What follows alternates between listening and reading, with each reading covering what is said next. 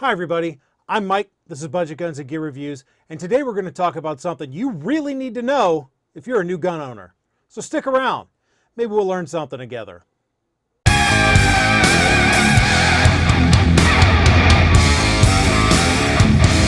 So amidst all this upheaval caused by the coronavirus pandemic panic, you've decided to have a firearm for personal protection. Good! It's your constitutional right as an American to do so, but along with rights comes responsibility. That gun's a tool, and like any other tool, it'll do whatever you, the owner, tells it to. So it's your burden to make sure that you handle that firearm in a safe, judicious manner. One great source of information for handling a firearm safely is the National Rifle Association. Now, whether or not you agree with their politics, one thing is clear. The NRA has a long established training program that's the gold standard all across the country. Let's take a look at their rules of firearm safety. Rule number 1, always keep the firearm pointed in a safe direction. The purpose of a firearm is to expel a projectile out the end of the barrel at a very high rate of speed. Whenever it hits something, it's going to cause damage, so you need to be aware of where that thing is pointed. What's a safe direction? Well, that's going to depend on the circumstances. You're going to have to use some common sense. For instance, right now, I'm on a ground floor, there's someone up above me. If I have a firearm pointed up, that's not safe. If I had the firearm pointed to either side, there are brick walls that the bullet's not likely to penetrate. That would be safe. If I have it pointed to the ground, that would be safe.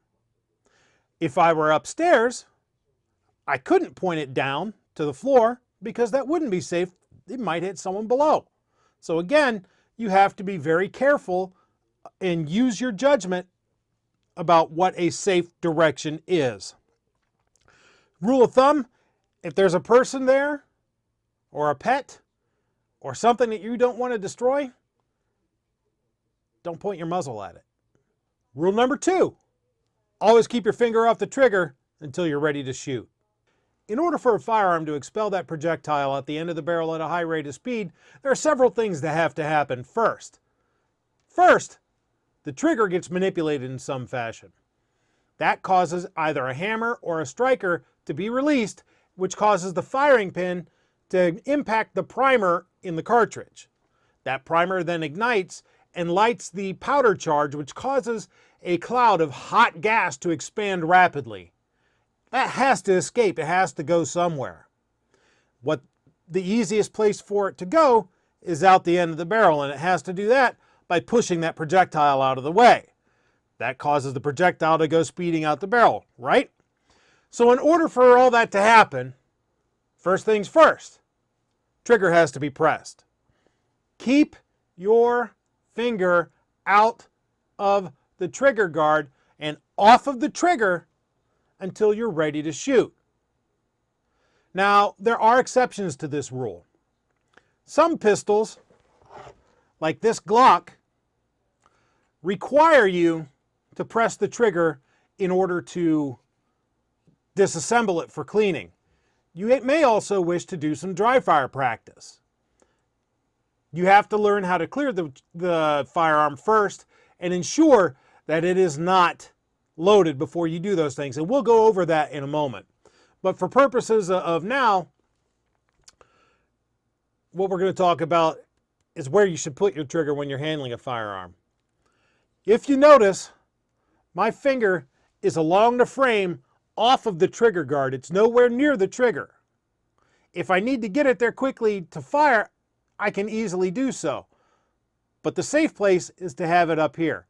You don't want to keep it down here on the trigger guard but outside of it, because if you stumble, if you fall, it's very easy for your finger to go on the trigger and then bad things can happen.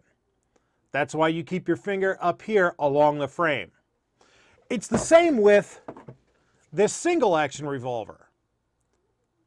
Finger along the frame, not on the trigger guard, along the frame. It's the same with this double action revolver. Finger along the frame, not on the trigger guard. Along the frame is where you want it. Is that clear? Or as some people say, keep your booger hook off the bang switch. Rule number 3, always keep the gun unloaded until you're ready to use it. Remember, you're responsible for this firearm. Every bullet that comes out of that muzzle has a lawyer attached to it. Every action has an equal and opposite reaction. There are always consequences, right? Well, legally speaking, if it's your gun, you could be held responsible. Morally speaking, if it's your gun, you are responsible. So to be both legally and morally responsible, we need to make sure that people who aren't supposed to have access to the gun don't have access to the gun. And a big part of that is making sure that it isn't loaded when it's not either in use or under your direct control. After all, a trigger can't be pressed, starting the chain of events that ends with a bullet exiting the muzzle, if there's no bullets in it, right? So what does in use mean? Obviously, if you're at the range doing some shooting, it's in use. If you have it on your hip, carrying concealed for your protection, or open where you're allowed to carry, if you have it on your person, it's in use. But is it in use if you have it in a biometric safe on your nightstand, ready to be picked up in case of that bump in the night? Is it in use if you have it in your top dresser drawer for the same reason? Is it in use if you have it sitting on the table beside you when you're sitting in your easy chair for the night? Well, those things are up to you. Again, common sense has to rule here, dictated by the circumstances. There are some things you need to think about. Do you live alone or do you live with somebody else? If you live alone, well, you can pretty much do whatever you want as long as you're home. I would strongly encourage you to lock it up and keep it unloaded whenever you're not home. But, again, common sense has to rule here.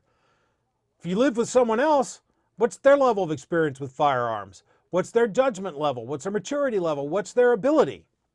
Do you have kids? Obviously, if you have kids, you don't want to leave that thing sitting on the nightstand or on the end table beside you. You want to keep it secure and on your person under your direct control. So again, in use is going to have to be dictated by the circumstances and using some common sense, folks. Remember the guiding principle: you're responsible. Be responsible. So those are the NRA's 3 rules of gun safety. Always keep the muzzle pointed in a safe direction. Always keep your finger off the trigger until you're ready to shoot. Always keep your gun unloaded until it's ready to be used.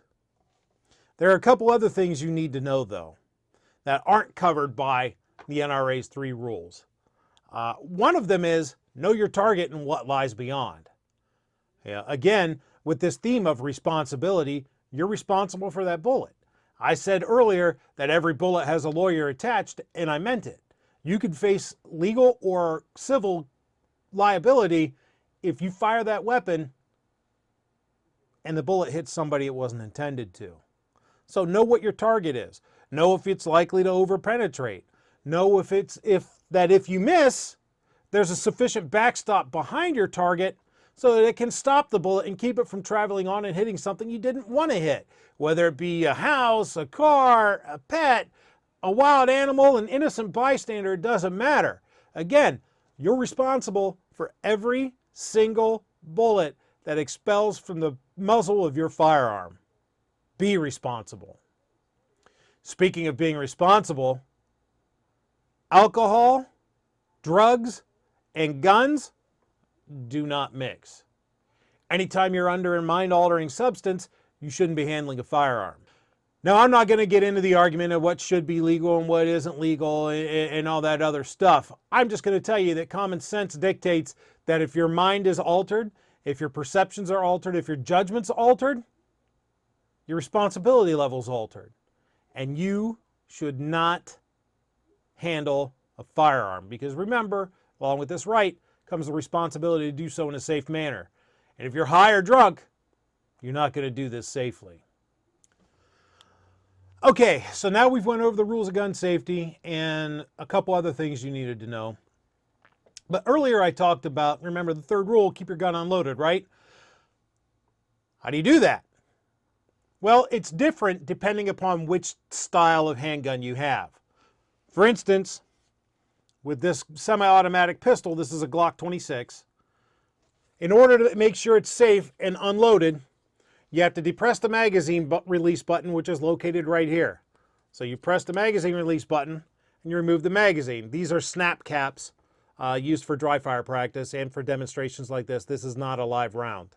Next, you have to engage this. You have to pull the slide back and engage the slide stop, which is right there. So let's go ahead and do that. It's hard to do this while trying to make sure you guys can see everything.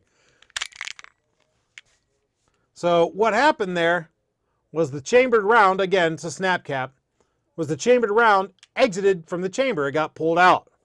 Now that I have the magazine out and I've removed the chambered round, I'm going to visually and physically inspect the chamber. I'm going to look in the chamber, make sure there's nothing there, and I'm going to stick my pinky down in there to check the chamber physically to make sure there's nothing there. And of course, I can see right now that there's nothing in the magazine well. Then I release, the slide stop, put the slide back forward. Let's go ahead and take a look, see how that looks again. In order to load the gun, you may not know that, place the magazine in your hand with the tip of the bullet pointing forward, insert it into the magazine well of the pistol, drive it home forcefully, hand goes over the top, racks the slide, pulls it back, and then lets go. Now this has a snap cap, not a live round, chambered. Again, to make the weapon safe, take it in your hand, depress the magazine release to eject the magazine, remove the chambered round, lock the slide back, visually and physically inspect the chamber. So you're like, well, okay, Mike, but I don't have a semi-automatic pistol. I have a revolver. Matter of fact, I have my granddad's cowboy gun. Okay.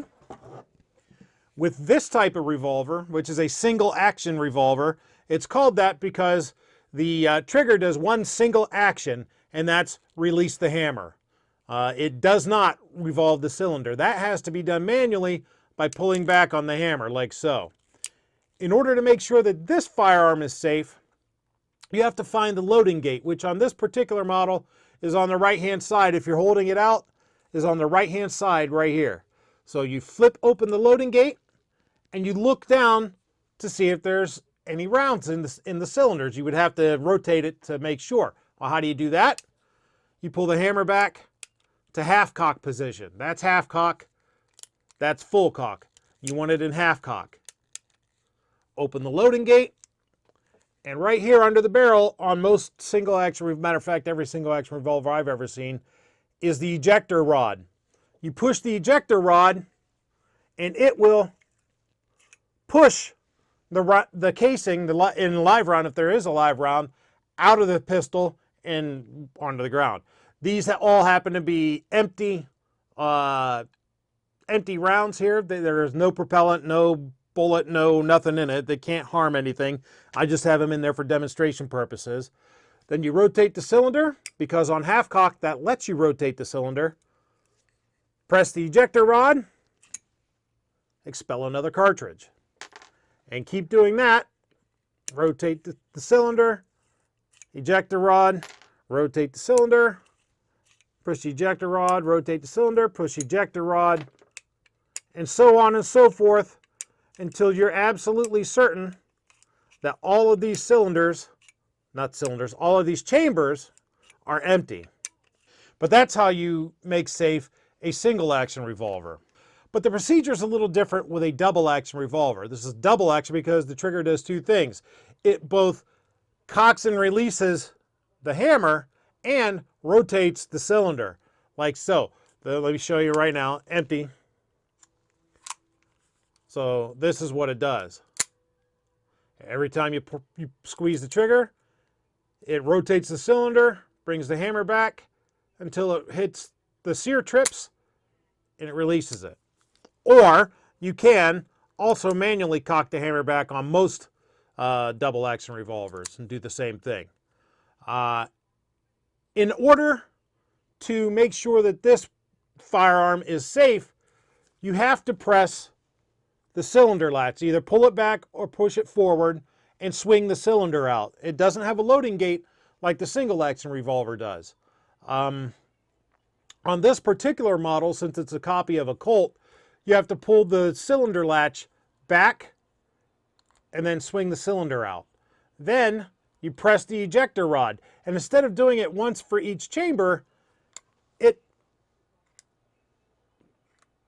the ejector will bring all of the rounds in the cylinder out at the same time, like so. And I'll show you a picture here of a Smith & Wesson type latch that you press forward.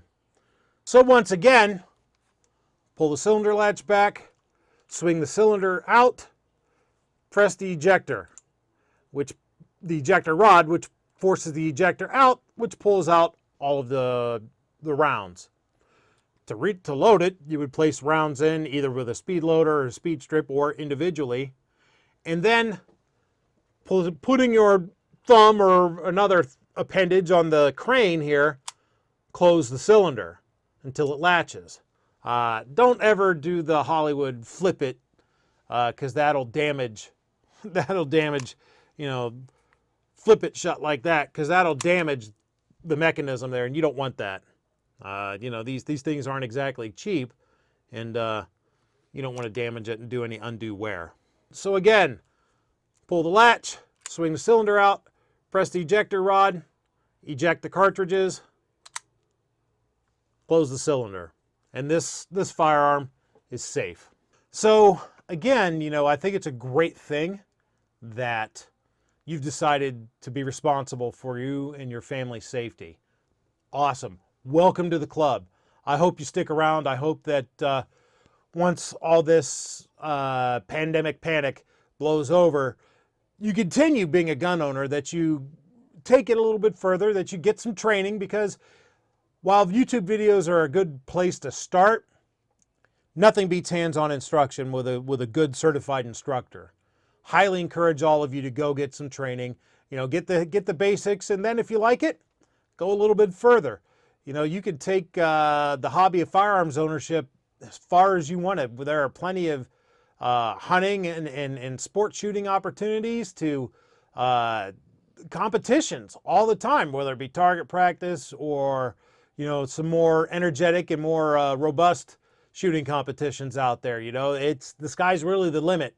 And man, it's a whole lot of fun.